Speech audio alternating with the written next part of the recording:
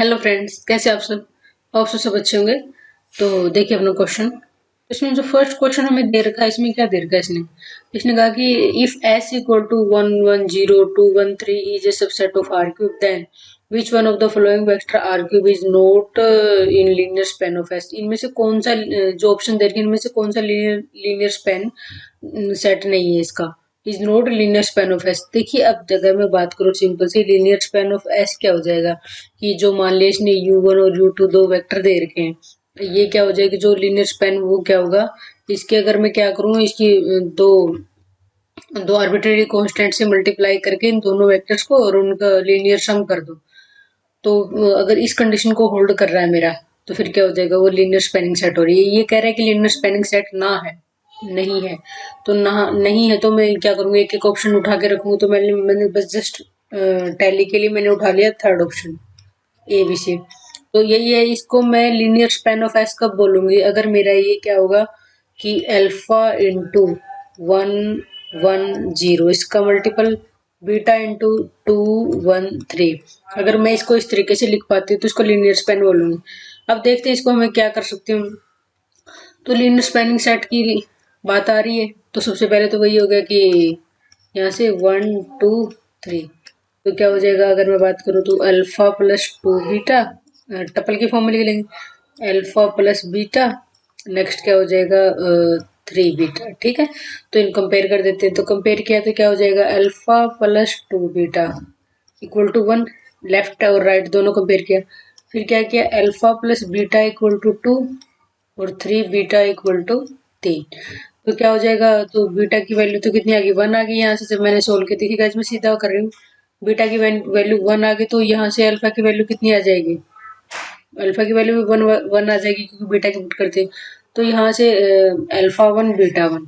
अब देखते हैं कि अब मैं जब इसमें पुट करूँ तो क्या हो जाएगा, अगर मेरी अल्फा और बीटा की वैल्यू 1 1 आई तो मेरी तीनों इन कंडीशन को भी तो होल्ड करनी चाहिए। तो मेरे क्या हो जाएगा, अगर उसमें फर्स्ट में पुट करूँ 1 + 2 × 1, तो ये तो 1 के बराबर नहीं आया, ये तो 3 तो क्या हो गया, इसका मतलब यही वो एलिमेंट है, सी ऑप्शन ही वो है मेंबर है जो इसके लीनियर स्पेनिंग सेट नहीं है, इसका लीनियर स्पेनिंग सेट। अगर ये कंडीशन मेरी होल्ड कर जाती तो लीनियर स्पेनिंग सेट बन जाता, लेकिन यहाँ पे कंडीशन होल्ड नहीं की तो नहीं बना। तो इसी तरीके से गाइस ये मैंने निकाल के दिखा दिया आपको, आप इसकी भी ट्राई कर सकते हो। जैसे मान लिया ऑप्शन मैं बी की बात करूं, तो बिल्कुल सिमिलर वे से ट्राई करके देखना आप लोग, आपका होल्ड हो जाएगा, तो फिर ये मेरा लीनियर स्पेनिंग सेट बन जाएगा। ठीक है, लेकिन ये वाला नहीं बनेगा। तो दूसरा गैस में 2 1 3, ये गाइज आप लोग करके देखिए जरूर। तो नेक्स्ट है गाइज क्वेश्चन नंबर 2, कौन सा दे रखा है इसमें, जो क्वेश्चन 2 है इसका क्या दे रखा है इसने, let t r cube से r square be a linear transformation defined by t of x y z। अब इसमें यहाँ पे 3 टपल, क्योंकि यहाँ r क्यूब यहाँ r स्केयर है, तो x plus y y plus z ये दे रखा, और मेरे को नल स्पेस की डायमेंशन फाइंड आउट करनी। तो गाइज मैंने ये कई बार बताया कि नल स्पेस की डायमेंशन फाइंड आउट करनी हो तो सबसे पहले आप क्या करोगे, इसको मैट्रिक्स फॉर्म में लिख लो। अब इधर क्या दे रखे इसने, ये जो टपल दे रखे एक्स वाई जेड दे रखे, और ये क्या हो जाएंगे एक्स प्लस वाई और वाई प्लस जेड। तो अगर मैं बात करूँ फर्स्ट की, तो फर्स्ट रो में जो फर्स्ट टपल होगा 1 1, तो जेड 0 होगा क्योंकि इसमें 3 के एलिमेंट है। दूसरा जब टपल में करूंगी तो 0 1 1। ठीक है, तो अब अगर मैं बात करूं यहाँ पे, यहाँ मेरे किसी भी हालत में, अगर जो ये मान लिया मैंने मैट्रिक्स बन गई मेरी, यहाँ पे किसी भी हालत में इस मैट्रिक्स का रैंक 2 से ज्यादा नहीं होगा, क्योंकि 2 × 3 की मैट्रिक्स है, तो रैंक कौन सा होता है, जो दोनों में मिनिमम होता है वो रैंक। तो रैंक कितना हो गया इसका, 2 हो गया। और अगर मैं बात करूं मेरे को नलिटी निकालनी है, तो dimension of R cube equal to nullity of R cube plus rank of R cube. तो आर क्यूब की डायमेंशन इतनी होगी, नलिटी मेरे को निकालनी ही है, और रैंक कितना आया, 2 आया। तो यहाँ से जो नलिटी होगी इसकी कितनी होगी, 1 आ जाएगी। कौन सा ऑप्शन हो जाएगा गाइज, फर्स्ट ऑप्शन। तो आपको कुछ नहीं करना, जो जो चीजें दे रखी हैं वो आप करते जाएंगे और हमारा सोल्यूशन मिलता जाएगा। ठीक है, नेक्स्ट देखिए क्वेश्चन नंबर 3। तो क्वेश्चन नंबर 3 में इसने क्या दे रखा है, इसने कहा है कि dimension of a subspace W equal to A B C और A plus B plus C, तो गाइज और ऑफ आर क्यूब के हैं। ठीक है, तो हमें मेरे को W1 की डायमेंशन निकालना। तो अब गाइज मेरे को ये दे रखा W इक्वल टू, इसने दे दिया कि 3 वेरिएबल हैं। तो गाइज ये क्वेश्चन हमने जैसे वैसे किया हुआ अभी कि इस तरीके से दे रखा था मेरा W। तो अब मेरे को पता है कि 2 तो 0 है, तो एक नॉन जीरो एलिमेंट है, तो इसकी डायमेंशन 1 बन रही थी। अब ये तीनों एलिमेंट मेरे दे रखे हैं, तो डायमेंशन तो 3 आर्बिट्रेरी एलिमेंट है, तो डायमेंशन तो 3 होनी चाहिए इसकी। बट इसने ये क्या कहा है कि एक कंडीशन भी लगा दी, इसने कंडीशन ये लगा दी कि इन तीनों का सम 0 है। तो अगर इन तीनों का सम 0 है, अगर इन तीनों का सम 0 है तो ये कंडीशन मैं घटा दूंगी। अगर मुझे डायमेंशन की बात करें, डायमेंशन W, तो 3 में से एक ये कंडीशन घटा दी मैंने, तो डायमेंशन 2 होगी। अगर मेरे पास इस तरीके से 2 कंडीशन दी होती तो मैं 2 कंडीशन घटा के डायमेंशन 2 हो जाते। D option is the correct answer. और दूसरा, अगर हम जो बिल्कुल अपना जो देसी मेथड होता है उससे करें, कि जैसे इसने मेरे को कंडीशन दे रखी है A+B=C=0 दे रखी है, तो ए क्या हो रहा है, ए क्या हो रहा है, इन दोनों के ए की जो वैल्यू है, जो सेकंड और थर्ड जो एलिमेंट है उनके सम के माइनस के बराबर, मतलब उनके लीनियर कॉम्बिनेशन में लेकर के। तो मेरा कहने का मतलब ये कि ए तो इस पे डिपेंड कर गई बी और सी पे। अगर मेरे को बी और सी की वैल्यू पता चल जाए तो मेरी ए की निकल जाएगी।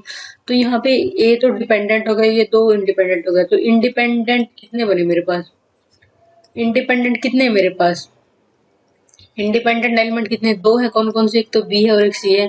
क्योंकि बी और सी के निकलते ही तो मेरी ए की वैल्यू, और इंडिपेंडेंट दो है, तो फिर डायमेंशन ऑफ डब्ल्यू कितनी हो जाएगी, डायमेंशन ऑफ डब्ल्यू 2 हो जाएगी। ये भी मेथड है गाइस इसका, ठीक है। तो option B is the correct answer. Next है गाइस क्वेश्चन नंबर 4। इसमें क्या देगा, लेट आर क्यूब से R N be linear transformation which of the following implies that T is bijective. T bijective कब होगी, तो देखिए इसमें, तो देखिएगा इसमें आर क्यूब नहीं है, ये मिस प्रिंट हुआ है, आर एन से आर एन पे जा रहा है, ठीक है। आर एन से आर एन पे जा रहा है, तो फिर हमें ये पता है कि आर एन से आर एन पे जा रहा हो तो कोई जैसे ट्रांसफॉर्मेशन टी देखी है आर एन से आर एन पे, ठीक है। तो एन डायमेंशन है, तो अगर मैं करूँ रैंक नलिटी थ्योरम अगर मैं लगाती हूँ, तो आर एन की डायमेंशन क्या होती है, आर एन की डायमेंशन क्या होती है, आर एन टी टी ले रही हूँ मैं, तो nullity of T plus rank of T इसके बराबर होती है। तो सिंपल फॉर्मूला है। अब इसने एक कंडीशन ये बोल रही है कि मेरे को कि जो बाइजेक्टिव है, ये बाइजेक्टिव है, तो मतलब 1 1 ऑन 2 है। तो इसका मतलब क्या होगा, कर्नल ऑफ टी 0 है, या इसका मतलब बोल दो कि nullity of T equal to 0 है। तो एक फॉर्मूला और अपना यहाँ से बन सकता है, कौन सा, जब मैंने यहाँ से फॉर्मूला अगर मैं बना रही हूँ तो मेरे क्या हो जाएगा, क्या मैं यहाँ से ऐसे नहीं लिख सकती, एक चीज और मैं ऐसे कर सकती हूँ, डायमेंशन ऑफ टी क्या हो जाएगा मेरा, rank of T minus nullity of T, ये भी मेरा एक फॉर्मूला होता है। तो यहाँ पे डायमेंशन इसकी एन है, यहाँ पे रैंक ऑफ टी है, और यहाँ पे नलिटी ऑफ टी है। ये मेरी दूसरी इक्वेशन होगी। एक ये है, एक ये है, दोनों को अगर मैं ऐड कर दूं तो क्या हो जाएगा, यहाँ पे 2n इक्वल टू, यहाँ पे अगर मैं दोनों को ऐड कर देती हूँ, एक तो ये हो गया मेरा और एक ये हो गया, तो क्या हो जाएगा 2 रैंक ऑफ टी, क्योंकि नेगेटिव यहाँ तो 0 हो ही जाएगी ऐसे। रैंक कितना आ गया, रैंक कितना आ गया मेरा n, रैंक किसके बराबर है, रैंक कितना आ गया मेरा n आ गया। और यहाँ से फिर क्या हो जाएगा, रैंक n आ गया, तो नलिटी यहाँ से कितनी आ गई, 0 आ गई। तो मेरा कहने का मतलब ये है कि ये मैंने जस्ट आप यहाँ से जो मैंने ये उठाया है ना, dimension of T equal to rank of T N minus T, ये मैंने जस्ट एग्जाम्पल उठाई है डी ऑप्शन से, कि मैं देखना चाह रही हूँ कि होल्ड हो रहा है नहीं हो रहा है। क्योंकि देखिए अगर फर्स्ट ऑप्शन है, ये कह रहा है कि नलिटी भी टी होगी और रैंक भी टी, मतलब ये कह रहा है कि नलिटी होगी ना, वह एन होगी। अगर नलिटी एन हो गई, अगर मेरे पास नलिटी डायमेंशन की एन हो गई, तो फिर ये मेरा 1 1 ऑन 2 नहीं बनेगा, तो फर्स्ट ऑप्शन गलत हो गया। दूसरा कह रहा है कि रैंक और नलिटी दोनों एन एन होंगी, ये कह रहा है कि दोनों क्या होंगी, एन एन होगी। तो फिर तो जो डायमेंशन कितनी हो जाएगी, टोटल डायमेंशन 2n हो जाएगी, लेकिन डायमेंशन तो n है, तो सेकंड ऑप्शन भी गया। थर्ड ऑप्शन कह रहा है कि rank plus nullity equal to n, ये कह रहा है कि ये बात में, अब उलझ हम यहाँ पे रहे हैं सी और डी ऑप्शन में। सी और डी ऑप्शन में कैसे उलझ रहे हैं, ये कह रहा है कि जैसे rank of T plus nullity of T n है, और इसमें कह रहा है कि बीच में माइनस है। तो ये कह रहा है कि अगर ऐसी सिचुएशन हो रही है, तो अब मेरे को ये पता है कि जो थर्ड ऑप्शन में की बात कर रही हूँ मैं, rank of T nullity of T equal to N दे रखा है, कह रहे कि ये बात भी तो ठीक है कि यहाँ से मान लिया कि एक बार आपने नलिटी 0 ले लिया तो रैंक एन हो गया, चलो 1 1 ऑन 2 हो गया। लेकिन इसने ये कहाँ कहा है कि रैंक 0 नहीं हो सकता। अगर मैं रैंक 0 ले लूँ ये कंडीशन तो तब भी होल्ड हो रही है मेरी, इसलिए मैं ये दोनों कंडीशन में होल्ड हो रही, तो ये गलत हो गया। डी ऑप्शन ठीक क्यों होगा, क्योंकि डी ऑप्शन में ये दे रखा है कि जो हमारा फोर्थ ऑप्शन है उसमें ये दे रखा है कि रैंक ऑफ टी माइनस आ गया बीच में इक्वल टू एन। ये मेरा अब मेरे को 1112 दे रखी है, ठीक है, शायद 1112 दे रखा है, तो मेरे को पता है कि 1112 दे रखा है, तो तो और बीच में माइनस भी दे रखा है साथ में, तो मेरे को ये कंडीशन पता है कि यहाँ पे ये 0 होगी, ठीक है, और फिर मेरा रैंक किसके एन के बराबर हो जाएगा, ठीक है, तो मेरी होल्ड हो रही सारी बातें। लेकिन अगर मैं यहाँ पे रैंक में 0 ले लूँ, अगर मैं नलिटी एन ले लूँ, तो मेरा क्या होगा, कंडीशन होल्ड नहीं, क्योंकि यहाँ पे माइनस यहाँ पे प्लस, ठीक है, होल्ड नहीं हो रही। तो मेरा कहने का मतलब ये है कि आपको इतना झमेला करने की भी जरूरत नहीं, तो जस्ट मैंने क्लियर करने के लिए बताया आपको। आप इसमें सीधा ऐसे कर सकते हो, rank of T minus nullity of T N है, और मेरे पास कंडीशन क्या दे रखी है, इनमें से कौन सी कंडीशन को सेटिस्फाई कर रहा है, बाइजेक्टिव 1112 इसी कंडीशन में हो रहा है, क्यों, नलिटी 0 हो जाएगी, रैंक एन हो जाएगा, और रैंक एन मतलब डायमेंशन ऑफ वेक्टर स्पेस की डायमेंशन के बराबर हो जाएगा, तो मेरा 1112 ऑलरेडी हो जाएगा, ठीक है, तो option D is the correct answer. Next guys अपना फिफ्थ क्वेश्चन क्या दे रखा है इसने कहा है linear transformation T rotate each vector in R square clockwise through 90 matrix related to standard order basis is क्या मैट्रिक्स क्या होगी। तो मेरे को पता है जब हम रोटेशन की बात करते हैं तो रोटेशन की मैट्रिक्स ऐसे होते हैं अपने, जो सिंपली बात करते हैं cos theta minus sine theta, यहाँ पे साइन थीटा कोस थीटा, ठीक है। अब इसने मेरे को क्या बोला, इसने मेरे को बोला है कि इसको क्लॉकवाइज रोटेट करना है, तो जब मैं क्लॉकवाइज अगर मैं क्लॉकवाइज 90 डिग्री से रोटेट करती हूँ तो ट्रांसफॉर्मेशन मेरी क्या बन जाती है, ट्रांसफॉर्मेशन बन जाती है कोस थीटा, ये रो और कॉलम आपस में इंटरचेंज हो जाएंगे, माइनस साइन थीटा, ठीक है, साइन थीटा और कोस थीटा, ठीक है। अब क्या करेंगे, एंगल पुट कर दो भाई, इसमें एंगल क्या एंगल कितना है, किससे रोटेट किया है, थीटा इक्वल टू 90 से, तो ट्रांसफॉर्मेशन क्या हो जाएगी अपने, देखिए कोस 90 0, साइन 90 -1, साइन 90 1 और 0, तो देख लेते कौन सा ऑप्शन है इसमें, 0 0 1 -1 0, तो option B is the correct answer, ठीक है। सिंपली आपको बस मेथड पता होना चाहिए करना क्या है। नेक्स्ट गाइस अपना क्वेश्चन 6 क्या दे रखा है इसने, इसने कहा कि given that X Y plane and Y Z plane in R cube are the subspace of R cube the dimension of intersection of subspaces, dimension of intersection of subspaces पूछा। देखिए अब सबसे पहले अगर मैं बात करूँ, अगर डायमेंशन ऑफ टोटल वेक्टर की अगर मैं बात करूँ, तो टोटल वेक्टर तो ये होता है कि दो सबस्पेस दे रखे हैं, इसको ऐसे लिख सकती हूँ, डायमेंशन ऑफ W1 W2 एक ही बात है, तो ये तो मेरे को 3 दे रखी है। अब इसने एक एक्स वाई प्लेन दे रखा है, फर्स्ट जो दे रखा है एक्स वाई प्लेन है, तो मतलब ये होगा ए बी और जेड 0 होगा। W2 कौन सा स्पेस दे रखा है, वाई जेड प्लेन देखा 0 ए बी और सी, तो इसकी डायमेंशन कितनी होगी, W1 की डायमेंशन 2, क्योंकि इसमें 2 आर्बिट्रेरी एलिमेंट है, एक 0 है, इसकी डायमेंशन कितनी होगी, इसकी भी 2 होगी, इसमें 2 नॉन जीरो एलिमेंट है, एक 0, तो डायमेंशन 2 होगी। अब मेरे को निकालनी है इंटरसेक्शन की, तो मैं इंटरसेक्शन की जब निकालूंगी तो क्या हो जाएगा, अब मेरे को पता है dimension of W1 union W2 equal to dimension of W1 plus dimension of W2 minus dimension of W1 intersection W2, ठीक है। इसकी कितनी है, 3 है, इसकी कितनी है, 2 2, और इसकी मेरे को निकालनी है दोनों के इंटरसेक्शन की। तो गाइज क्या करूंगी, 3 को इधर ले आऊंगी और इसको इधर ले जाऊंगी, तो क्या हो जाएगी यहाँ से, dimension of W1 intersection W2 मेरा क्या हो जाएगा, 4 - 3 कितनी हो जाएगा, 1। कौन सा option guys, B option is the correct answer, ठीक है। तो नेक्स्ट देखिए गाइज करते हैं 7 क्वेश्चन, इसमें क्या दे रखा है, लेट वी से भी linear operator on V, linear operator का मतलब यही सेम पे जा रहा है, if W is subspace of V then W is invariant subspace of T if. इसमें क्या होता है कि इसमें ये क्या दे रखा है, इसने अगर हमारे पास यही तो हमारा गाइस देखिए रिजल्ट ही होता है कि अपन को क्या दे रखा है कि वी से भी क्या दे रखा है, लीनियर ऑपरेटर दे रखा है, और डब्ल्यू क्या दे रखा है, इसका सबस्पेस है, डब्ल्यू क्या दे रखा है, इसका सबस्पेस दे रखा है। और दूसरी बात यह है कि डब्ल्यू इनवेरिएंट सबस्पेस है, ये क्या है कि डब्ल्यू क्या है, W is invariant subspace, W अगर इनवेरिएंट सबस्पेस दे रखा है हमें, तो फिर क्या हो जाएगा, ये कब होगा, डब्ल्यू इनवेरिएंट सबस्पेस होगा, टी का कब होता है वो, अगर मेरा जो अगर मैं इसके ऊपर ट्रांसफॉर्मेशन अप्लाई करूँ, transformation of W is subset of W, अगर ये इस कंडीशन को होल्ड कर रहा है मेरा, तो ये डायरेक्ट रिजल्ट है अपना कि डब्ल्यू इनवेरिएंट सबस्पेस कब होता है, अगर मैं डब्ल्यू के ऊपर ट्रांसफॉर्मेशन अप्लाई करती हूँ, टी ऑफ डब्ल्यू वो किसका सबसेट होता है, डब्ल्यू का। कोई है क्या ऑप्शन इसमें, ऑप्शन तो देखिए गाइज, अगर इस कंडीशन को फॉलो करता है कि अगर कोई डब्ल्यू सब स्पेस है, उसकी मैं ट्रांसफॉर्मेशन लूँ, अगर वो खुद से ही बिलोंग करे, अगर वो वापस उस सब स्पेस से ही बिलोंग करे, तो इनवेरिएंट सब स्पेस होता है। तो option A is the correct answer. ठीक है, वैसे ऑप्शन सी भी करेक्ट है। क्यों? डब्ल्यू इसमें उल्टा ही दे रखा है। एक ही बात तो है कि ये इसमें ऐसे लिख रखा है, वैसे लिख रखा है, कोई दिक्कत नहीं। ठीक है, तो शायद मिस प्रिंट हो रहा होगा, सी में ऐसे वापिस होगा कि डब्ल्यू सब स्पेस और टी डब्ल्यू का। ठीक है, तो नेक्स्ट देखिएगा इस क्वेश्चन क्या है अपना। इसमें 8th क्वेश्चन इज द, क्या दे रखा है इसने, 8वां क्वेश्चन इसने दे रखा है कि the matrix representation of linear transformation R square से R cube defined by this with respect to standard basis. ठीक है, ये क्या होगा, ये किस तरीके के मैट्रिक्स बनाएगा। तो गाइज देखिए हमें कैसे करना है। तो देखिए गाइज, इसमें जो दे रखा है इसने, हमें कुछ नहीं करना, बिल्कुल सिंपल सी बात है।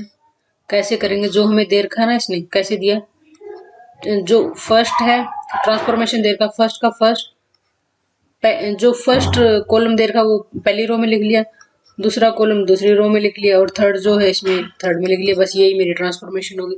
यही तो इसने कहा है कि इसकी जो मैट्रिक्स रिप्रेजेंटेशन बताओ स्टैंडर्ड बेसिस के कोरस्पॉन्डिंग। तो मेरा ये हो जाएगा, मैच करके देख लो आंसर। ये नहीं है, ये नहीं है, ये नहीं, कौन सा ऑप्शन हो गया, D is the correct answer.